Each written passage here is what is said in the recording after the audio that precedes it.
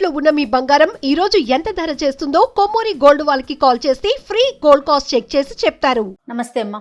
నమస్కారం అమ్మా తల్లి. అమ్మ, మనం కొద్ది రోజులు తొలి ఏకాదశికి వెళ్ళబోతున్నాం. ఈ రోజు యొక్క విశిష్టత, ఈ రోజు మనం చేయాల్సిన పూజా విధానం కానీ అవలంబించాల్సిన విధి విధానాలు కానీ ఏమైనా ఉన్నాయమ్మా? ఉన్నాయమ్మా. అసలు అది చాలా ప్రధానమైనటువంటి రోజుగా సాధనా మార్గంలో ఉండే వాళ్ళకి చెప్తారమ్మా. తొలి ఏకాదశి అంటంలోనే దాన్ని ఏమంటారు, తొలి అంటే మొదలు కదా, మొదట వచ్చేటటువంటి ఏకాదశి.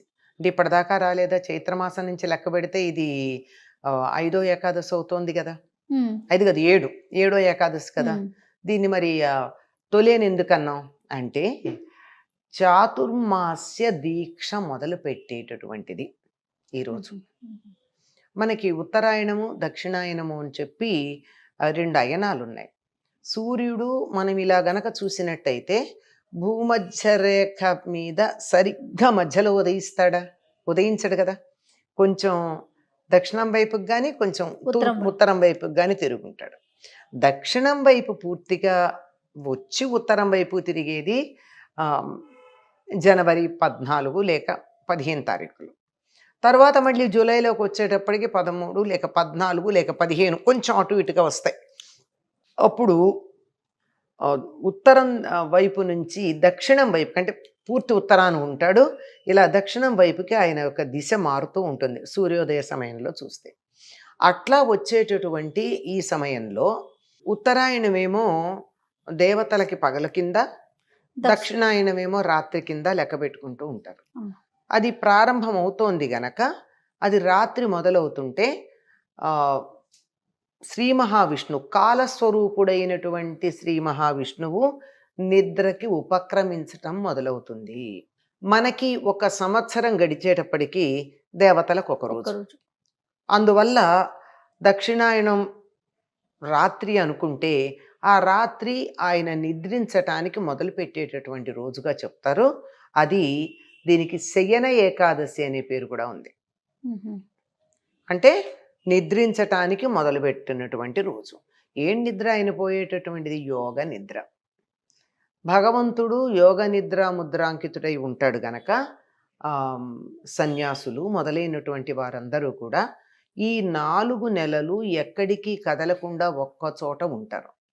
దీనికి చాతుర్మాస్య దీక్ష అని పేరు. అంటే 4 మాసాలు ఒక దీక్ష వహించి ఉంటారు. అంటే నిరంతరం తిరుగుతూ ఉండేటటువంటి వాళ్ళు ఒకే చోట ఉంటారు. మరి తిరగకుండా ఉండేవాళ్ళు కూడా కొంతమంది ఉంటారు కదా, వాళ్ళు కూడా దీనికో నియమం పాటిస్తారు. చాతుర్మాస దీక్ష గృహస్థులకు ఒక రకమైన దీక్ష ఉంటుంది, సన్యాసులకు ఒక రకమైన దీక్ష ఉంటుంది, బ్రహ్మచారులకు మరొక రకమైన దీక్ష ఉంటుంది. ఈ 4 నెలలు, ఈ 4 నెలలు ఏమిటి? ఆషాఢమాసం గ్రీష్మ ఋతువుకు సంబంధించింది, అయినా వానలు ఉంటాయి.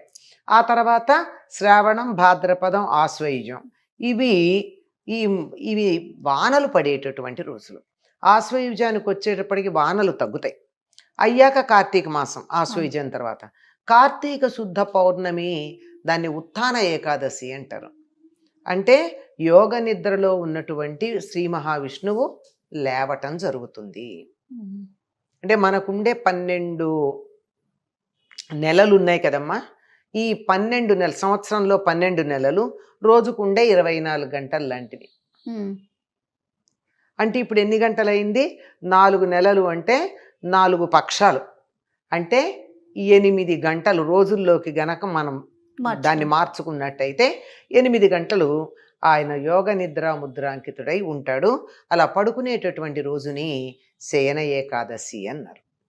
ఈ శయన ఏకాదశి స్వామి నిద్రిస్తాడు గనక అక్కడి నుంచి తీవ్రంగా ప్రకృతిని, ఈ కనపడుతున్న ప్రపంచాన్ని మొత్తాన్ని భగవంతుడి యొక్క వ్యక్త రూపంగా భావించి ఆరాధించేటటువంటి సన్యాసులు వాళ్ళందరూనూ ఆయన నిద్రిస్తున్నప్పుడు ఆయనకి నిద్రాభంగం ఎందుకు కలిగించాలి? అందుకని ఒక చోటగా ఉండి సాధన చేస్తారు. దానికి మొదలు ఇది. వాళ్ళ నియమాలు భిన్నంగా ఉంటాయి, గృహస్థులకు నియమాలు భిన్నంగా ఉంటాయి. ఈ గృహస్థులు ఒక్కొక్క నెల ఒక్కొక్క పదార్థం తినరు, కొన్ని నెలల్లో కొన్ని పదార్థాలే తింటారు. ఇట్లా నియమబద్ధంగా ఈ 4 నెలలు గడుపుతారు. దీనికి మరొక కారణం కూడా ఏమిటంటే ఇవి 4 నెలలు వర్షాలు కదా, వర్షాలు అయ్యాక అప్పుడే కొద్దిగా వర్షాలు వెలిసి మొదలవుతుంది శరదృతువు. అందువల్ల ఈ సమయంలో తిరిగి ఇబ్బంది పడడం కన్నా, వానల్లో అక్కడ తిరిగి ఇక్కడ తిరిగి ఇబ్బంది పడడం కన్నా, ఇలా తిరుగుతూ వచ్చేటటువంటి అనారోగ్యాల పాలవడం కన్నా ఒక్క చోట గనక ఉన్నట్టయితే కొంత మంచిది ఒక రకంగా. ఇది మొదలు పెట్టడానికి ఈ లౌకికమైన అర్థం, ప్రతిదానికి ఒక లౌకికమైన అర్థం కూడా చెప్తారు మన వాళ్ళు. లౌకికంగా ఇలా అన్వయం చేసుకున్నా ప్రధానంగా ఉండేటటువంటిది ఏమిటంటే కాలస్వరూపుడైనటువంటి పరమాత్మ విశ్రాంతి తీసుకునేటటువంటి సమయం. అక్కడి నుంచి ఆ రోజు చేయవలసిన నియమం ఏమిటంటే ఏకాదశి గనక ఏకాదశికి హరివాసరము అనేటటువంటి పేరుంది. అంటే విష్ణువుకు చాలా ప్రీతిపాత్రమైనటువంటిది ఏకాదశి. ఆ రోజు గనక ఏకాదశి నాడు పాటించాల్సిన నియమాలు పాటిస్తారు. అందులోనూ ఈ తొలి ఏకాదశి నాడు ప్రత్యేకంగా చేసేది ఏమిటంటే మొక్కజొన్నలని వేయించి పిండి కొట్టి దాంట్లో బెల్లం కలుపుకుని దాన్ని మాత్రమే తింటారు, ఇంకో పదార్థం తినరు ఆ రోజు. ఏకాదశి నాడు చేసే ఉపవాసంలో ఉన్న నియమం ఏమిటంటే ఉప్పు కారాలు ఉండవు. ఉపవాసం చేసేవాళ్ళు ఉండలేకపోతే ఏదైనా కొంచెం ఆహారం తీసుకోవచ్చు. ఆ తీసుకునేటటువంటి ఆహారంలో ఉప్పు కారం ఉండదు. ఉండగలిగిన వాళ్ళు పాలు మాత్రమే, పండు మాత్రమే తీసుకుని ఉంటారు.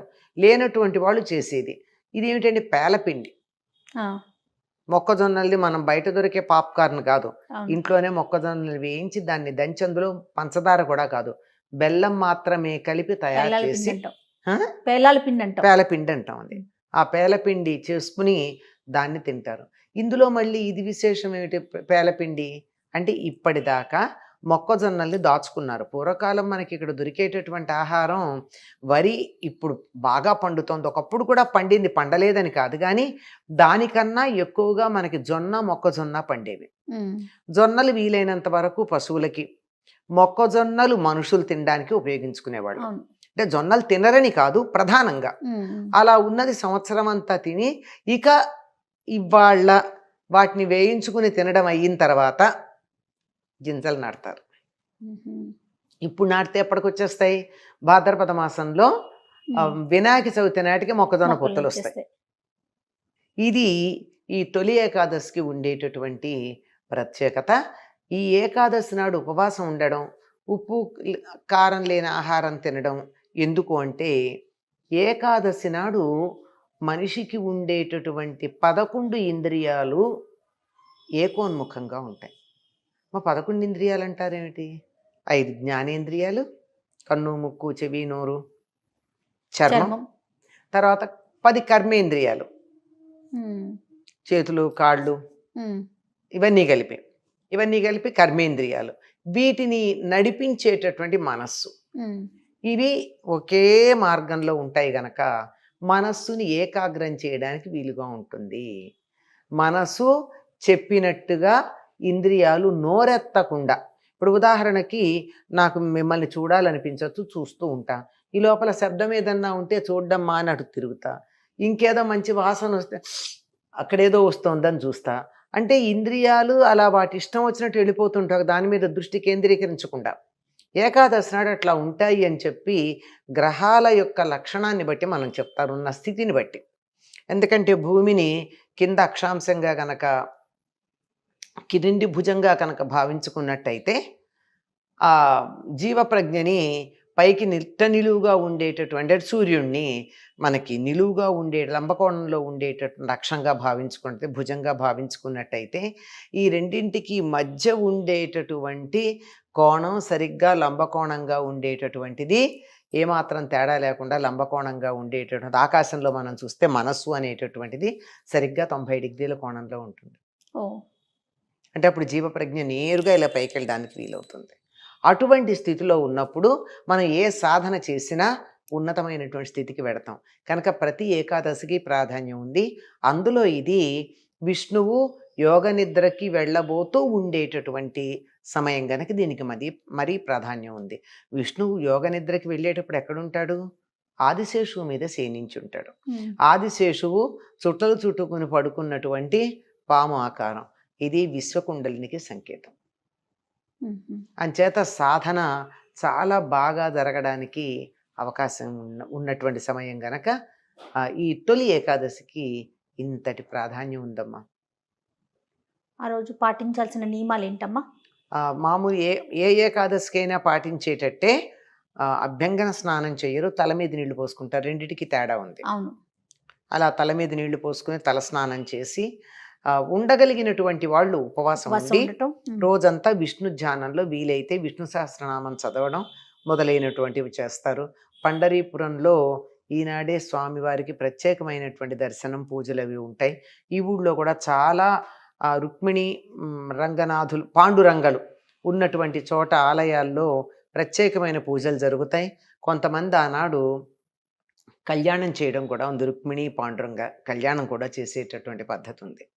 విన్నాడు. ఉపవాసం ఇంకా అంతేనమ్మా మనం అంతే. పాటించాల్సిన నియమాలు అంతే, ఏంటంటే? ఉపవాసం అంతే. ఉపవాసం విష్ణు ఆరాధన, విష్ణువుని ఆరాధించుట ఉపవాసం, చేతనైతే దేవాలయానికి వెళ్ళడం అంతే. నమస్తే.